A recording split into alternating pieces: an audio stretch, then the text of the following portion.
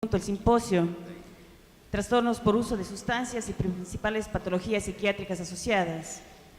Para este simposio nosotros tenemos el honor de contar con un panel muy distinguido. Tenemos la presencia del doctor Fernando Valareso, el doctor Juan Aguilera, el doctor Enrique Aguilar, y el doctor Felipe Vintimilla. Cada uno de nuestros expositores tendrá aproximadamente 20 minutos para hacer su presentación.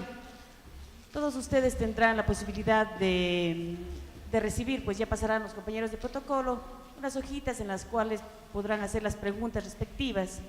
Y al final de la exposición de todos los participantes tendremos una ronda de preguntas para resolver las inquietudes. Entonces damos inicio pues con el tema trastorno bipolar y patología dual del doctor Fernando Valareso.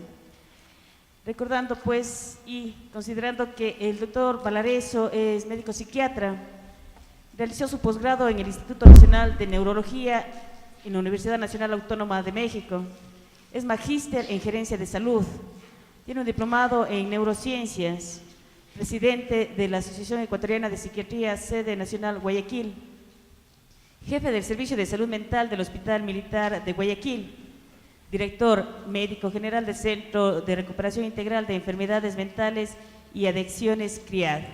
Le damos la bienvenida, doctor Valareso. Muchas gracias. Gracias, doctora. Bueno, buenos días a todos. Realmente cuando el profesor Pacuruco me solicitó hablar sobre el tema trastorno bipolar y patología dual, yo me puse a pensar en Roberto, que es un pacientito mío de 22 años de edad, que hace unos trastornos depresivos severos, ¿no? Y que cuando está en depresión es cuando se le levanta la idea de ir y consumir cocaína. Me acordé de otro paciente que, estando en etapa de agitación psicomotora, en cambio iba a tomar las famosas Salepla, las famosas tabletas benzodiazepínicas para bajarse un poco el estado de ánimo. ¿Qué está pasando con estos pacientes? ¿No? Eso es lo que nos preguntamos. ¿Qué sucede? ¿Cómo manejarlos? ¿Qué hacer? Bueno, pues eso seguramente lo vamos a ver en todo el transcurso de este congreso, y el día de hoy yo les he preparado algo sobre, por la parte que me toca a mí, sobre bipolaridad y comorbilidad. ¿No? ¿Qué hago para pasar? A la derecha. Ok, bueno, vamos primero a ver, ¿no? Con este espacio. Ya, ok, gracias. Entonces vamos primero a ver qué es la comorbilidad, ¿no?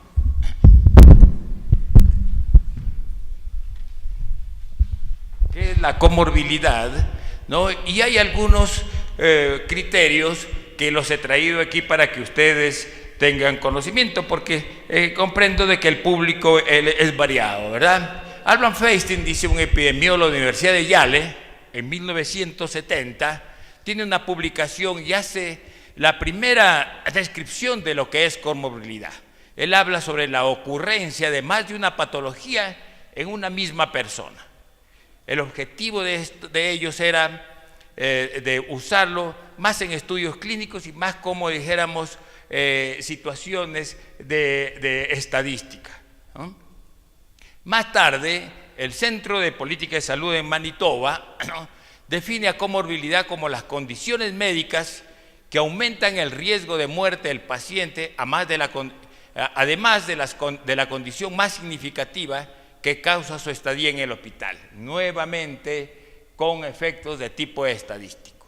Es importante diferenciar comorbilidad de una complicación. Esta última complicación se refiere a una condición adquirida durante una estadía hospitalaria. Comorbilidad, según Freud, es la presencia concurrente de dos o más enfermedades diagnosticadas desde el punto de vista médico en el mismo individuo. Como ustedes ven, las definiciones generalmente van concluyendo en algo similar. Y la Organización Mundial de la Salud habla de comorbilidad en la ocurrencia simultánea de dos o más enfermedades en una misma persona. Comprender de que a veces estos pacientes no solamente tienen o presentan un desorden bipolar, no solamente presentan un trastorno de tipo psicótico, esquizofrénico, esquizofreniforme o un desorden afectivo, ¿no? A más del uso de sustancias. Entonces, no podemos hablar solamente de una patología dual, sino podríamos hablar de dos o más patologías en el individuo. Muy bien. ¿Qué hablaba Karl Jasper, no? Jasper, el famoso psicopatólogo, que ya casi muy poco lo leemos, ¿no? Pero que él ya postulaba que todas las señales de la enfermedad, dice, deberían ser incluidas bajo un mismo diagnóstico. Más en la actualidad, con fines de clasificación nuevamente, la clasificación internacional de la Organización Mundial de la Salud y el DSM, de la Asociación Americana de Psiquiatría, siendo, dice, la morbilidad la regla y no la excepción. Realmente, y yo insisto también siempre en las conversaciones que tenemos con los colegas, aquel paciente que hace algún tipo de adicción generalmente presenta también algún tipo de patología psiquiátrica. Ya Kraepelin, en el año 1909, refiere conceptos como patología combinada. Hay artículos interesantes y clásicos, ¿no? Existe una amplia literatura, dice, en lo que respecta a comorbilidad y trastorno bipolar, a tal punto que algunos han hablado como del parásito del moderno sistema diagnóstico. El abuso de sustancias y dependencia de sustancias es muy común entre pacientes con trastorno bipolar. Se estima que es hasta de un 50%, quizá un poco más. El abuso de sustancias es más que en la mayoría de los otros trastornos psiquiátricos. Recuerden, ¿no?, que muchos pacientes, ya lo vamos a ver en este simposio, con trastornos afectivos puros o con trastornos de tipo esquizofrénico, generalmente para paliar muchos de los efectos de la medicación, generalmente van al uso de determinadas sustancias tóxicas, ¿no? ¿Y esto a qué se debe? A lo que ya el doctor Rodríguez habló ampliamente, la fácil accesibilidad a las drogas. Ahora más que nada es tan fácil que nuestros pacientes marquen en el celular 9.11 pusher y a la vuelta de minutos le llega la mercadería, ¿no? Es tan fácil. Y además por todas las situaciones legales que ya ahondó el doctor Rodríguez, alcohol y cocaína. Estos son los estudios del ECA y del National Control Study. Bueno, estos son trabajos, ¿no?, que se han hecho sobre comorbilidad en desorden bipolar, ¿no? Sánchez también tiene otras publicaciones, ¿no? Hay otras escuelas que, en cambio, especialmente la europea, atiende exclusivamente a un listado de síntomas para establecer el diagnóstico, generalmente sin relativizar su contexto, lo que acaba comportando una falsa y elevada comorbilidad. Generalmente eso ha hecho de que muchos de los pacientes tengamos una alta estadística de pacientes con esta patología. Trastorno bipolar y uso de sustancias. Bueno, la comorbilidad, dice, a lo largo de la vida del trastorno, ¿no? En el trastorno bipolar 1 asciende esta estadística de Cerullo en un 40% y de trastorno bipolar en un 20%. Aumenta 5 o 8 veces más el riesgo de padecer trastorno bipolar el uso de sustancias, ¿no? Se postula inclusive de que seguramente el trastorno bipolar más uso de sustancias sea seguramente a lo mejor un subtipo. Esta es una discusión muy grande y algo podemos después a lo mejor comentar. La nicotina, alcohol y el tetrahidrocannabinol son las sustancias más frecuentemente utilizadas por los pacientes con desorden bipolar.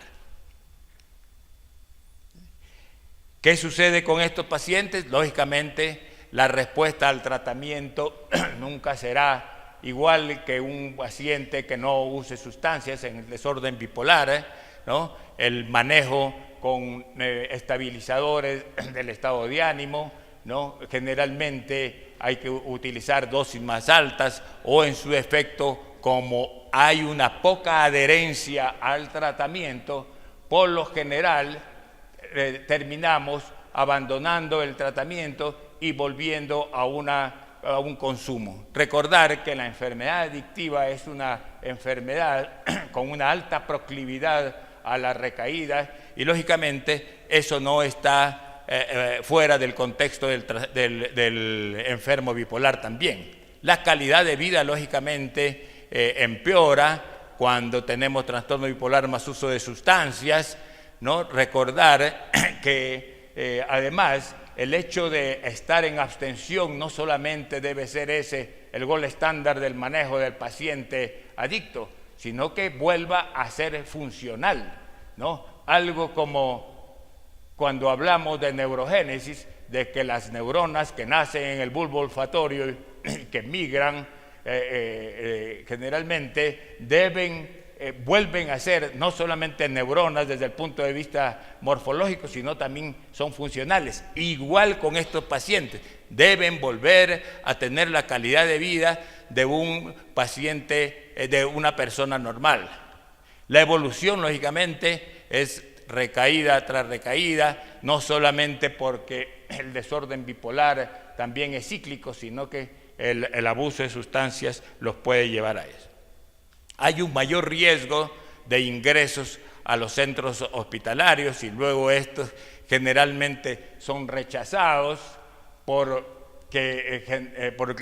lógicamente no se adhieren al tratamiento o están en negación a poder recibir el tratamiento y ahora las leyes nos exigen una serie de circunstancias que nos tienen limitados. Lógicamente ciclan y lógicamente la economía de la salud en cuanto a salud pública, ¿no? Se agrava y no hay los recursos necesarios como para poder continuar adelante. Hay más ciclos rápidos, ¿no? Se vuelve una cronicidad y los intentos y las ideas suicidas o suicidios inclusive hay un mayor riesgo. Y lógicamente abuso de sustancias. ¿Qué sucede cuando hay trastornos depresivos y sustancias tóxicas? Dice, gran parte de los pacientes que consultan por consumo de tóxicos presentan trastornos depresivos. Pues bueno, es indispensable diagnosticar con una buena información, hacer un seguimiento longitudinal, ¿no? Lógicamente, después de que el paciente ha pasado la desintoxicación, con el objeto de ver qué psicopatología sigue persistiendo después del síndrome de abstinencia o la desintoxicación. Las sustancias más frecuentes utilizadas en los desórdenes depresivos son alcohol, tabaquismo, cocaína y los opiáceos. Bueno, estas son las características clínicas de lo que es la depresión unipolar. Recordar que siempre se necesitan 5 más síntomas de depresión, mínimo 2 semanas consecutivas, ¿no? Para la presencia de ellas, y generalmente este tipo de alteraciones psicopatológicas, ¿no? Como irritabilidad, agitación, dificultad para dormir o en su defecto dormir en exceso, cambios en el apetito. Aquí tenemos que también ver qué sucede porque hay algunas sustancias tóxicas que disminuyen el apetito, falta de energía, sentimiento de desamparo, desesperanza, sentirse inútil o culpable de manera inapropiada, abandono de las actividades normales y placenteras, pensamientos de suicidio y dificultades para concentrarse. En la depresión bipolar, recordar que generalmente es de inicio precoz, ¿no? A veces nosotros la diagnosticamos como una depresión mayor, pero sin pensar en que a lo mejor mañana esta va a ciclar o va a volver a presentarse, ¿no? Hay recurrencia más frecuente, puede iniciarse en el posparto, ¿no? Hay ciclación rápida en la depresión bipolar y generalmente hay una personalidad hipertímica de base. Hipertimia, que es la exacerbación del estado de ánimo, ¿verdad? Hay síntomas atípicos como aumento de peso, ¿no? Aumento del apetito, aumento del sueño, ¿no? Síntomas melancólicos casi en una forma casi delirante, pérdida de placer en casi todas las actividades, despertar precoz, mejoría vespertina, culpabilidad excesiva e inapropiada. Pueden haber síntomas mixtos, ¿no? Como los que ustedes ven ahí, inquietud y aumento de deseo sexual. En el tabaco también es otra de las sustancias que está presente en la depresión. Pues bueno, generalmente los que utilizan aumenta por arriba de 20 cigarrillos por día, aumenta el riesgo de depresión 3 veces más que los fumadores, ¿no? La automedicación del cigarrillo, pues que produce efecto euforizante y en algunos dicen ansiolítico, ¿no? Lógicamente eso hace de que los pacientes depresivos se sientan mejor. ¿Por qué mecanismos? Pues por mecanismos de concentración de serotonina, ¿no? Esta disminución de la función de la serotonina aumenta la probabilidad de consumo de nicotina y dice una mayor disminución de serotonina por el tabaco aumenta el riesgo de suicidio. Bueno, depresión y cocaína también podemos ver, ¿no? Hay una elevada comorbilidad, un mal pronóstico para ambos trastornos. Generalmente hay un consumo crónico de cocaína en la depresión para efectos de subirse un poco el estado de ánimo, ¿no? La abstinencia de cocaína puede producir una depresión atípica, ¿no? Y los antidepresivos duales a veces no pueden mostrar mayor eficacia, ¿no? Doctor, nos quedan 5 minutos, por favor. Gracias, doctora. Muy bien, ahí vamos. Hay algunas observaciones clínicas que reportan que los abusadores de cocaína son más propensos a estados ciclotímicos, ¿no? Y inclusive se habla de algunos trabajos que ni siquiera el litio, que funciona excelentemente bien en los trastornos bipolares, no tiene mayor mejoría, ¿no? En general, dice, los pacientes bipolares tienden al abuso de cocaína y otros estimulantes con más frecuencia que los controles y más a menudo que otros sujetos que otros trastornos psiquiátricos. Bueno, pacientes bipolares, ya lo vimos, ¿no? Conclusiones. Para entender la asociación entre trastorno bipolar y trastornos comórbidos, es importante conocer la secuencia temporal del inicio, hacer una buena historia clínica. A veces se nos pasan muchas cosas en la consulta, especialmente en la consulta hospitalaria, dado el tiempo que tenemos ahora para ofrecerles a nuestros pacientes, ¿verdad? Es importante identificar e investigar los factores de riesgo asociados, ¿no?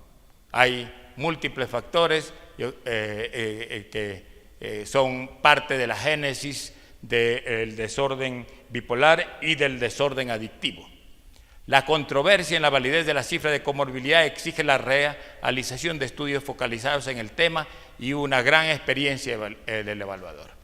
La comorbilidad en el trastorno bipolar requiere especial atención, sobre todo con respecto a sus implicaciones etiológicas, diagnósticas, pronósticas y terapéuticas. Recordar que desgraciadamente aún todavía no tenemos la finura clínica para hacer un diagnóstico temprano del desorden bipolar, y eso hace que cuando nosotros vemos estos pacientes, ya han pasado algunos años, se habla de estadísticas a veces hasta de 10 años para hacer el diagnóstico, peor todavía si es con un trastorno de uso de sustancias.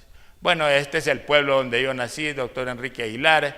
Les pido que salvemos a Zaruma, y esta es la vista nocturna. Gracias por escucharme.